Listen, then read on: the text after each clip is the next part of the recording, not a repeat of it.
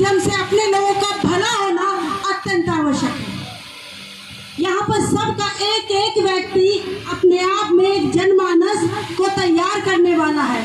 अभी सर ने कहा कि मैंने जज साहब मुझे फोन कर रहे थे कि मैं आऊँ कि नहीं आऊँ, और उन्होंने कहा कि नहीं अभी आप रुक जाइए, देखता हूँ कि कितनी सारी भीड़ है कि नहीं है, और उसके बाद वो आएंगे।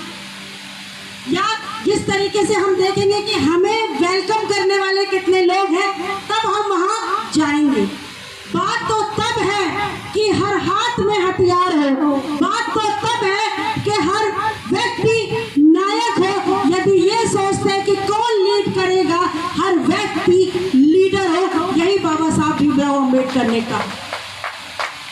मैं शिक्षिका हूँ, अगर मैं अपना थोड़ा सा ब्रीफ दूँ तो I am a writer of 30 books.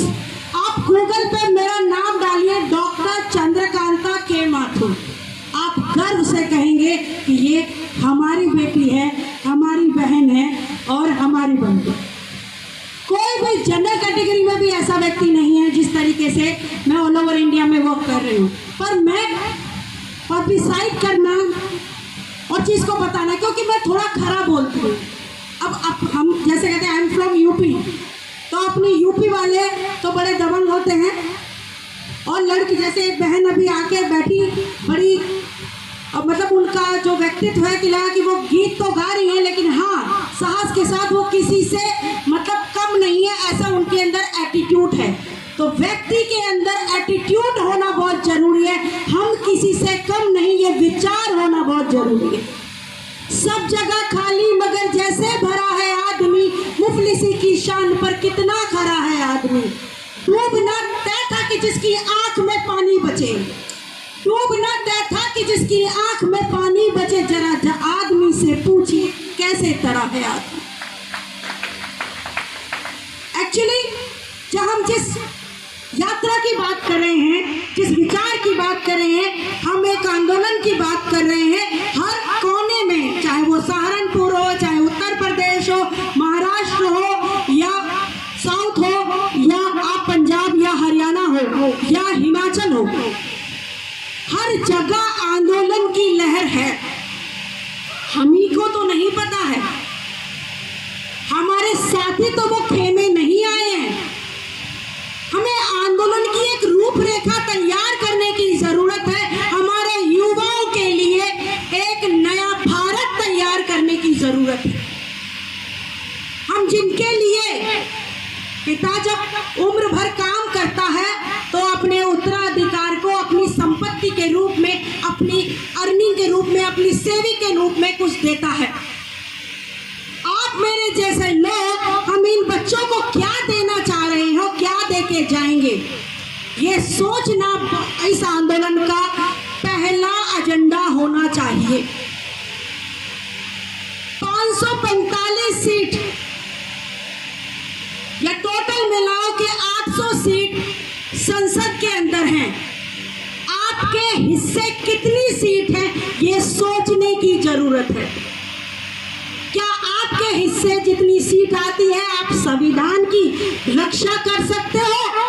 आप सिर्फ गुलाम बन सकते हो, जो बने हुए हो 1950 के बाद, जब बाबा साहब अम्बेडकर चले गए, उसके बाद आप गुलाम थे, गुलाम हैं, और यही हाल रहा तो गुलाम रहोगे।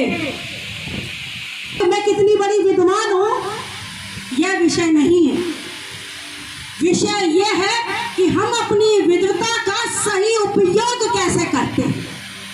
बच्चा पूरे साल कॉम्पिटिटिव एग्जाम की तैयारी करता है, लेकिन महत्वपूर्ण यह है कि वो एक नंबर कहाँ कम रह जाता है, जिससे कि वो तक से करके नहीं आ पाता।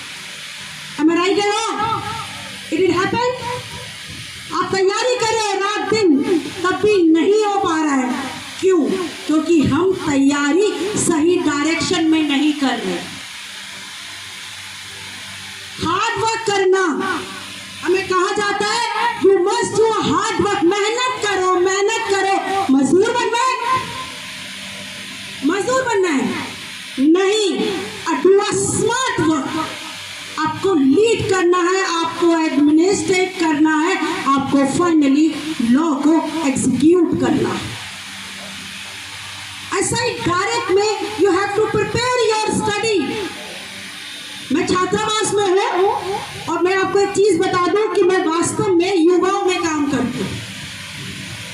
मेरे चाचा जी, ताया जी, पिताजी, सब लोग यहाँ पर संख्यात्मक दृष्टि से मेरे भाई बंधु सब हैं, मेरे ताऊ जी हैं, मेरे चाचा जी हैं, मेरे मामा जी हैं, मेरे सब बड़े हैं जो दिशा देने वाले हैं। ये सब लोग इन्होंने अपना जीवन जिया है और उसके बाद ये हमें दिशा दे रहे हैं। हमें इनके मार्गदर्शन की आवश्यकता है, पर आंदोलन ये नहीं कर सकते। आंदोलन के लिए आपकी आपकी आपकी आपकी आपकी आपकी और आपकी और मेरी जरूरत है। 5 मुद्दे सर ने बताए, अभी यही बताए हैं। मेरे पास स्वतः ही असंख्य मुद्दे हैं। हर व्यक्ति जाकी फटी बीमारी वो जाने पीर पर आई, जाकी फटी ना बीमारी वो का जाने पीर पर आई। जिसने शोषण सहा होगा, जिसने दुख सहा होगा, जिसने मेहनत की होगी वो उसके दर्द को सहा। और हो क्या रहा है, एक परिवार में से एक बच्चे को बड़ी मेहनत, हम सब कहते हैं प्रोत्साहन देते हैं, छात्रावास में रहे या हमें बुक्स प्रोवाइड कर रहे हैं, ट्यूशन प्रोवाइड कर रहे हैं। Finally what is happening in end, they are getting the position and they are converting a diversion. उनके डाइवर्जन्स हो रहे हैं। यहाँ पर इन्होंने कहा कि लव जिहाद हिंदू और मुस्लिम का नहीं है। लव जिहाद, पहली बात इन मुद्दों को रखने से पहले हमें इन मुद्दों को समझाना पड़ेगा कि आखिर ये मुद्दे हैं ही क्यों। अपने अंत में 5 मुद्दे जैसे बताए, मैं उन्हीं मुद्दों को लेकर चलती हूँ कि आखिर हर एक मुद्दे की उपयोगिता क्या है और क्यों जरूरी है। क्या हम इसमें एडिट कर सकते हैं, वी कैन इंक्लूड और एक्सक्लूड समथिंग, क्या जोड़ सकते हैं या घटा सकते हैं और इसको और बेहतर बना सकते हैं जिससे हमें जनमानस का सपोर्ट मिल सके। SC ST ना कह के जो सब तरफ से इससे त्रास्त है उसको इनकॉर्पोरेट कर सके। हमारा आज तक इस्तेमाल किया गया है, हम उपयोग की रहे हैं, उपयोग की वस्तु रहे हैं। नेता बने जैसे भाई साहब ने कहा, वो शायद चले गए नहीं है, कि लोग अभी अगर रोहित जी ने कहा कि मैं 500 लोगों का मतलब सभा कर रहा हूँ और यदि कोई दूसरा व्यक्ति दूसरी कमेटी का होता वो कहता तो यहाँ पे 5000 होते और उन्हें दारू मुर्गा दे दिया जाता तो होते नहीं। बंधु, सिर्फ हमने अपने समाज को हीन करके एक्सप्लेन करना शुरू कर दिया है। हम इतने भी शुक्रगुजार या इतने शुक्राना या गद्दार नहीं है कि हम सिर्फ दारू और मुर्गे पे चलते हैं, लेकिन हम सही मुद्दों को उनके दिमाग में पहुंचा नहीं पाते। वी आर नॉट फाइंडिंग कि what is a wrong in me. बुरा जो देखन में चला बुरा न मिले कोई, जो मन झाको अपना मुंह से बुरा न कोई, मुंह से बुरा न कोई। Why we are finding you are wrong, you are wrong, you are wrong. Why I am not finding 4 times I am wrong. 4 times I am wrong. 4 बार मैं गलत हूँ तब मैं आपको कहती तुम गलत हो। सलाह देना, मशवरा देना, शिक्षा देना, हर एक व्यक्ति रिक्शे वाले के पास जाओगे वो भी आपको समाज से बता देगा, राजनीति बता देगा, कौन नेता बनेगा, कौन प्रधानमंत्री बनेगा, कौन क्या होगा। अब जाके सर्वे कीजिएगा, बात कीजिएगा, because I am doing in the society. मैं पूरे भारतवर्ष में सर्वे करती हूँ अपने स्टूडेंट्स के साथ। One of my student is sitting here, Aarti stand up, you know she.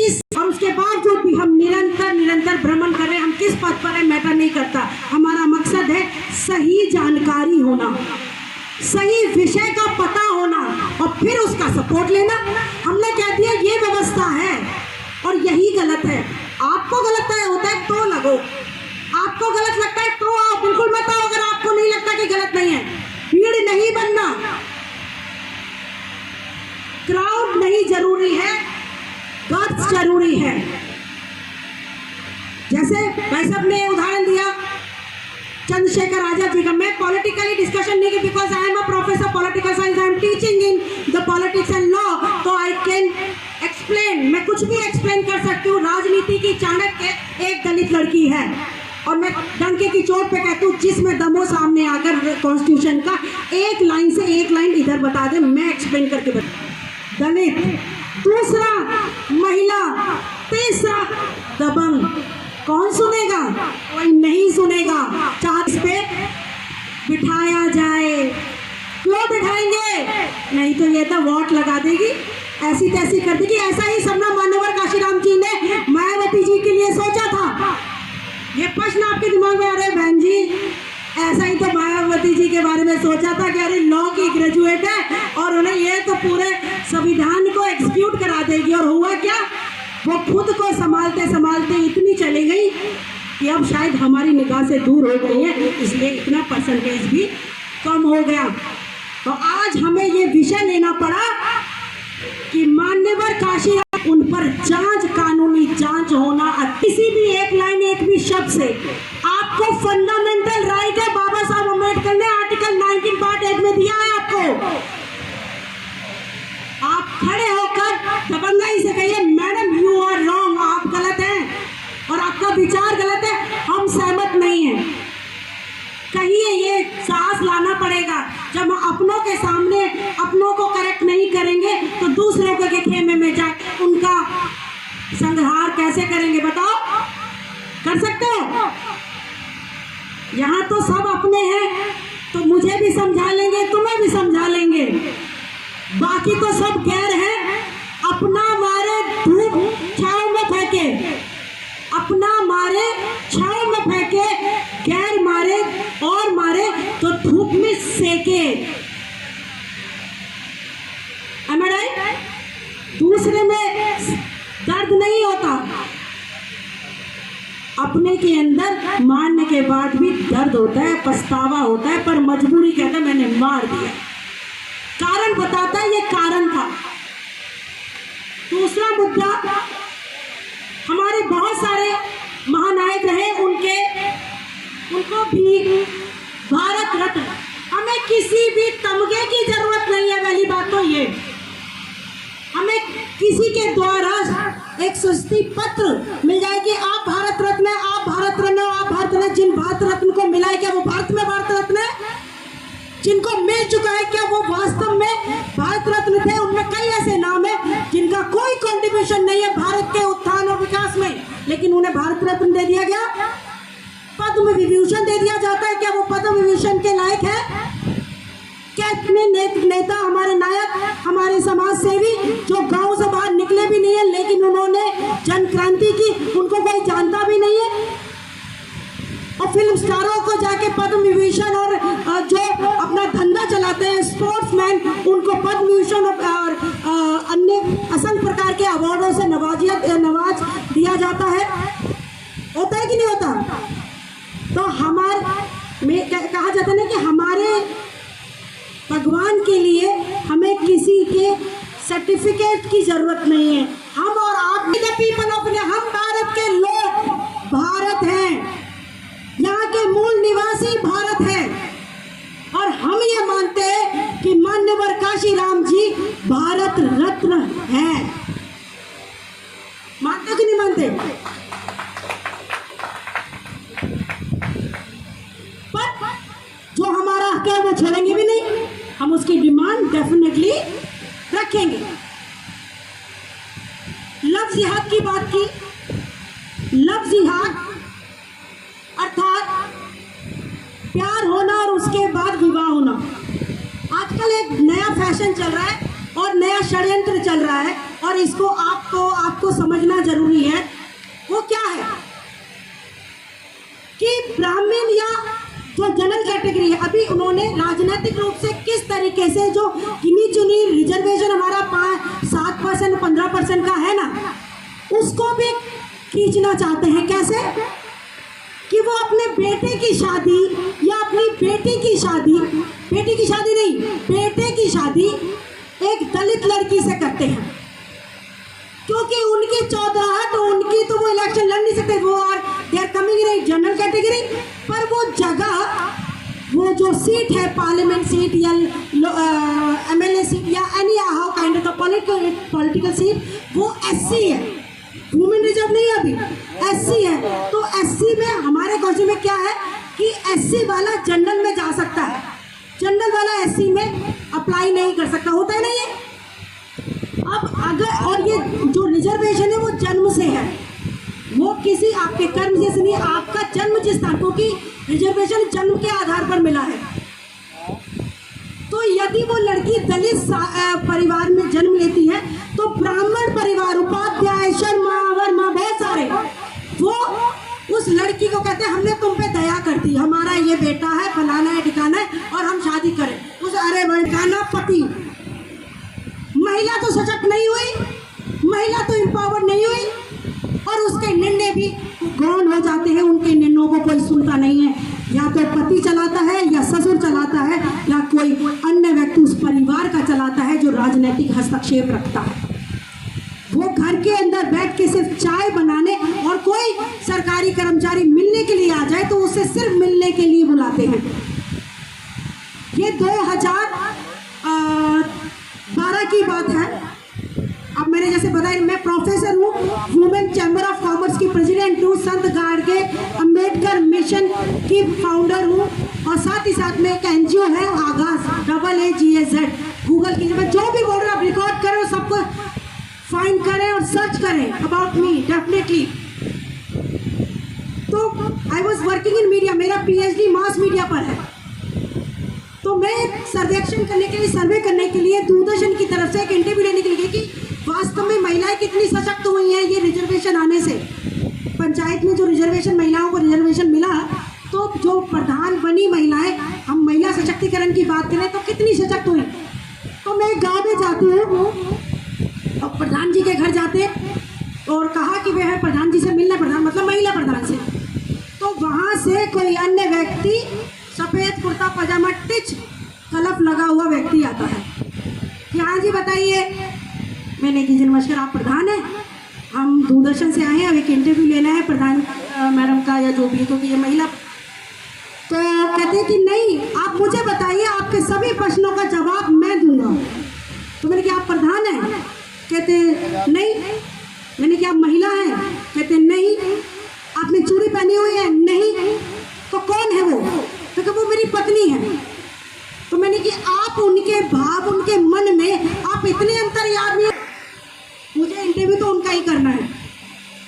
उनको बुलाया तो मैंने कहा कि वो बाहर, कहते वो बाहर नहीं आ सकते, घूंघट है। तो मैंने कि कोई बात नहीं, हम अंदर चले जाएंगे, हम तो महिला है, हम तो लड़की है, तो हमसे तो क्या घूंघट है, हमारी भाभी है वो। उन्होंने से क्या मतलब पर्दा, कोई कैमरा मैन है, पुरुष है, वो नहीं, मैं रिकॉर्ड कर लूँगी। बताओ, आपको अपने थोड़ा सा वो लगे कि कहीं पे कोई छेड़छाड़ ना दे हैं। और जिन्होंने पर्दा प्रथा डलवाई उनको नहीं बोला। मुगलों के आने से पर्दा प्रथा हुई, आप सब जानते हैं, मैं इस विषय में नहीं जानती, बहुत सारा चीज़ें। तो वो महिला सिलबट्टे पर चटनी पीस रही थी, मैं वहीं बैठ गई, ऐसे बैठ के वहाँ पे बैठी, वो सिलबट्टे पे चटनी पीस रही थी। मैंने कहा मैं नाम बोल रही हूँ कि आपका नाम ये है, कहते हैं आपका थोड़ा सा इंटरव्यू लेना। बात का सार ये है, एक्चुअली मैं मुद्दे पर हूँ, आपने अंत में मुद्दे को डिस्कस किया, मैं मुद्दे पर हूँ। और यदि आपको मेरी किसी को मेरी बात ना समझ में आ रही है तो आप क्या, मैं बैठ जाऊँ? यदि कोई और स्पीकर में आपको आनंद आ रहा हो तो सुनिए, मुझे कोई दिक्कत नहीं है, क्योंकि मैं आपके दिमाग में हथौड़े मारने आई हूँ। थोड़ी मुश्किल तो होगी।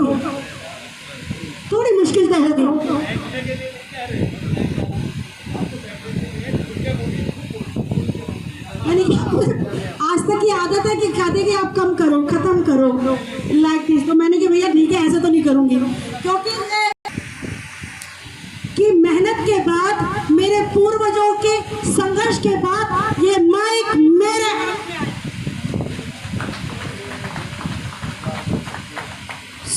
ये सशक्तिकरण नहीं है बंधु। मेरी कोई औकात नहीं है तुम्हारे बिना, मेरी कोई औकात नहीं आपके बिना। जब आप मेरे साथ नहीं हो मैं क्या कर लूंगी? मैं शिक्षित हूँ पर मेरी शिक्षा का सदुपयोग मैं अपने बच्चों के लिए, अपने भाइयों के लिए, अपने भतीजों के लिए कर नहीं पाऊँ तो बेकार है। लानत है ऐसी शिक्षा पे, ऐसी डिग्रियों पे कि मैं सहयोग ना कर पाऊँ। यह भाषण नहीं है, मैं वास्तव में करती हूँ वही बोलती हूँ, वो तो कर नहीं पाती तो हाथ जोड़ के माफी मांगती हूँ। मुद्दा है कि जो लफ्ज याद हो रहा है, आपको शादी करना है या तो किसी से भी, मतलब महिला से, तो जो ब्राह्मण जो इस समय कर रहे हैं और जो अन्य कम्युनिटी कर रही है वो सिर्फ हमारे घर की महिलाओं को ले रहे हैं। अब सर्च कीजिएगा, मैं बहुत घूम कर आई हूँ, मुझे सारे 100 में से जो केस मिले ना 98%, 2% लव इफेक्शन होगा तो होगा, लेकिन 98%